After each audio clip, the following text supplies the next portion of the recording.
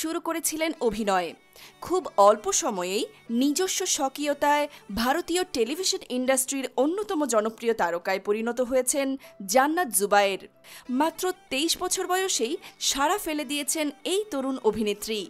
অভিনয়ের জন্য প্রতি এপিসোডে তাকে পারিশ্রমিক দিতে হয় 18 লাখ টাকা, যা টিভি ইন্ডাস্ট্রির সর্বোচ্চ পারিশ্রমিক প্রাপ্ত অভিনেত্রীদের তালিকায় শীর্ষে। জান্নাত শুধু টেলিভিশনেই নয়, সোশ্যাল মিডিয়া এবং ব্যবসাতেও সমান পারদর্শী। বর্তমানে তার মোট সম্পদের পরিমাণ প্রায় 250 কোটি টাকা।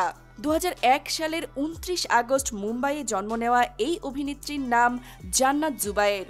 শিশুশিল্পী হিসেবে অভিনয় শুরু করলেও অল্প সময়েই তিনি অসাধারণ প্রতিভার স্বাক্ষর রেখে টেলিভিশন ইন্ডাস্ট্রির অন্যতম জনপ্রিয় তারকায় পরিণত হয়েছেন।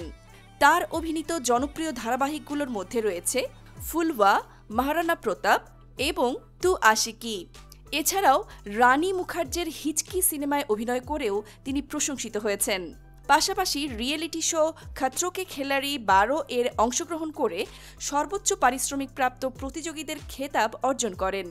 মাত্র 21 বছর বয়সে মুম্বাইয়ে নিজের বাড়ি কিনেছেন জান্নাত। এছাড়া নিয়মিত বিভিন্ন মিউজিক ভিডিও এবং ব্র্যান্ড প্রচারে অংশগ্রহণ করেছেন।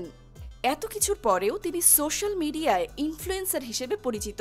ইনস্টাগ্রামে তাকে অনুসরণ করেন প্রায় 5 কোটি মানুষ। সেখানে তার প্রতিটি পোস্ট থেকেও আয় করেন তিনি।